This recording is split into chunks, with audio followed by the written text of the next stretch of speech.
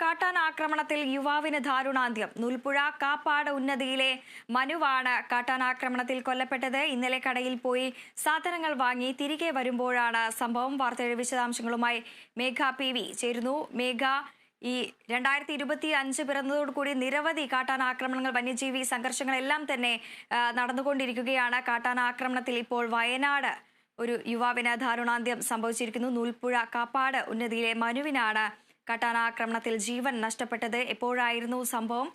വിശദാംശങ്ങൾ. വളരെ വേദനാജനകമായ ഒരു വാർത്തയാണ് ഇപ്പോൾ നമുക്ക് കിട്ടിയിരിക്കുന്നത്. വീണ്ടും ഒരു വന്യജീവി ആക്രമണത്തിൽ ഒരു ജീവൻ കൂടി പൊലിഞ്ഞിരിക്കുന്നു.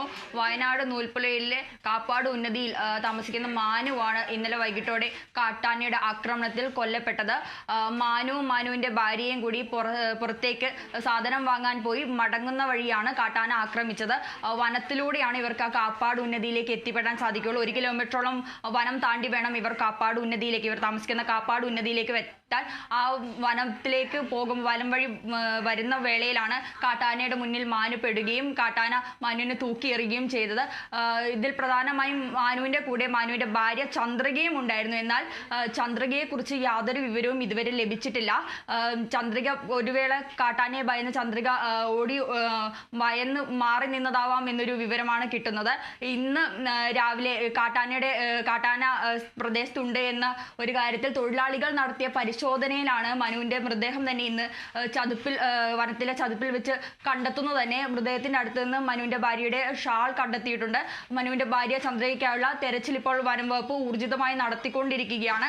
ഈ പ്രദേശത്തെ കുറിച്ച് നോക്കുകയാണെങ്കിൽ, നൂൽപ്പുഴയെ കുറിച്ച് നോക്കുകയാണെങ്കിൽ, ഇവിടെ പലതവണ ഇത്തരത്തിൽ വന്യജീവി ആക്രമണങ്ങൾ മുമ്പും ഉണ്ടായിട്ടുണ്ട്. നൂൽപ്പുഴയിൽ തന്നെ കഴിഞ്ഞ മാസം കാട്ടാനയുടെ ആക്രമണത്തിൽ ഒരാൾ കൊല്ലപ്പെട്ടിരുന്നു. ഇപ്പോൾ പ്രദേശത്ത് വളരെ ശക്തമായ ഒരു പ്രതിഷേധം തന്നെയാണ് ഇതിന്റെ പേരിൽ ഉണ്ടാകുന്നത്. മൃതദേഹം കളക്ടർ വരാതെ മാറ്റില്ല എന്നൊരു നിലപാടാണ് ഇപ്പോൾ നാട്ടുകാർ സ്വീകരിക്കുന്നത്. ഈ വന്യജീവി ആക്രമണത്തിന് ഒരു ശാശ്വതമായ പരിഹാരം വേണം, അല്ലാതെ മൃതദേഹം മാറ്റില്ല എന്നൊരു പ്രതിഷേധ നടപടികളിലേക്കാണ് നാട്ടുകാർ ഈ സംഭവ സ്ഥലത്ത് നിന്ന് നിൽക്കുന്നത്. ഈ മനു അടക്കമുള്ള കാട്ടുനായ്ക്ക വിഭാഗത്തിൽപ്പെട്ട ഒരു 4-5 കുടുംബമാണ് ഈ ഉന്നതിയിൽ താമസിക്കുന്നത്.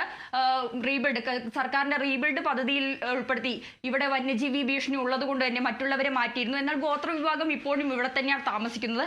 ഇവിടെ മുൻപും കാട്ടാന ശല്യം വളരെ രൂക്ഷമായിരുന്നു. അപ്പോൾ വീണ്ടും ഇത്തരത്തിൽ രൂക്ഷമായ സാഹചര്യത്തിൽ നാട്ടുകാർ വലിയ പ്രതിഷേധമായി തന്നെയാണ് ഇപ്പോൾ രംഗത്തുള്ളത്. സംഭവ സ്ഥലത്ത് ഇപ്പോൾ വനം വകുപ്പും പോലീസും ഉണ്ട്. ഇപ്പോൾ വനം വകുപ്പ് ഭാര്യ ചന്ദ്രയ്ക്കായുള്ള തെരച്ചിൽ ഊർജിതമാക്കിക്കൊണ്ടിരിക്കുകയാണ്. വൃന്ദ.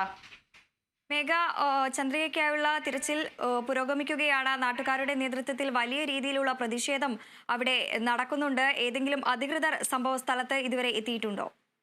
നിലവിൽ അധികൃതർ സംഭവസ്ഥലം സന്ദർശിച്ചുള്ള വിവരങ്ങളൊന്നും ലഭ്യമായിട്ടില്ല.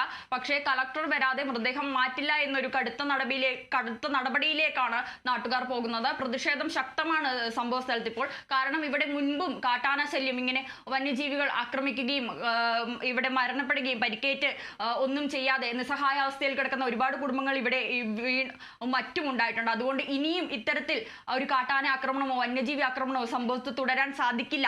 ഇതിന് ശാശ്വതമായ പരിഹാരം സർക്കാർ അധികൃതർ കണ്ടെത്തിയേ മതിയാവും. അവർക്ക് അവിടെ ജീവിക്കണമെന്ന രീതിയിൽ വലിയൊരു പ്രതിഷേധമാണ് മൃതദേഹം പോലും മാറ്റാൻ സമ്മതിക്കാതെ നാട്ടുകാർ അവിടെ നടത്തിക്കൊണ്ടിരിക്കുന്നത്.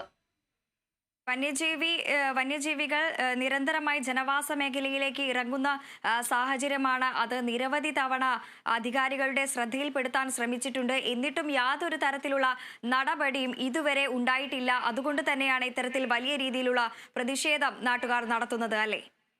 തീർച്ചയായും ഇതിനു മുമ്പും ഇവിടെ ഇത്തരത്തിൽ വന്യജീവി ആക്രമണം ഉണ്ടായപ്പോൾ അധികാരികളുടെ ശ്രദ്ധയിൽപ്പെടുത്താൻ ശ്രമിച്ചെങ്കിലും പക്ഷേ യാതൊരു വിധ നടപടിയുമില്ല. വീണ്ടും മാനുവിനെ പോലുള്ള പലവരെയും കാട്ടാന ആക്രമിക്കുകയും കൊലപ്പെടുത്തുകയും ഒരു സാഹചര്യം ഉണ്ടായിരുന്നു. മാനുവിനെ മുൻപും നൂൽപ്പുഴയിൽ മറ്റൊരാളെ കൂടെ കാട്ടാന ആക്രമണത്തിൽ കൊല്ലപ്പെട്ടിരുന്നു. അപ്പോൾ ഇതൊരു തുടർക്കഥയായി മാറുകയാണ്. ഇങ്ങനത്തെ ഒരു തുടർക്കഥയായി മാറുമ്പോൾ അവർക്ക് അവിടെ താമസിക്കാൻ പോലും എന്ത് സുരക്ഷിതത്വമാണ് ഉള്ളത് എന്നൊരു ചോദ്യമാണ് നാട്ടുകാർ ഉന്നയിക്കുന്നത്. ഇനിയും ഇത്തരത്തിൽ കാട്ടാന ഈ വന്യജീവി ആക്രമണത്തിൽ ജീവൻ പൊലിയാൻ ഞങ്ങൾക്ക് സാധ്യമല്ല എന്ന രീതിയിലാണ് മൃതദേഹം പോലും കൊണ്ടുവരാൻ സാധിക്കാതെ, കളക്ടർ എത്താതെ മൃതദേഹം സംഭവ സ്ഥലത്ത് നിന്നും മാറ്റില്ല എന്നൊരു തീരുമാനത്തിൽ തന്നെയാണ് നാട്ടുകാർ ഉറച്ചു നിൽക്കുന്നത്. വൃന്ദ.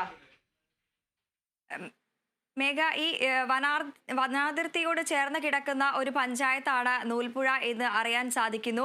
ഇത്തരത്തിൽ കടയിൽ പോയി സാധനങ്ങൾ വാങ്ങി വരുന്ന സമയത്താണ് ഇത്തരത്തിൽ കാട്ടാന ആക്രമണം ഉണ്ടായത് എന്ന് സംശയിക്കുന്നു. ഒപ്പം തന്നെ ഭാര്യ ചന്ദ്രികയ്ക്കായിട്ടുള്ള തിരച്ചിലും ഇപ്പോഴും പുരോഗമിക്കുകയാണ്.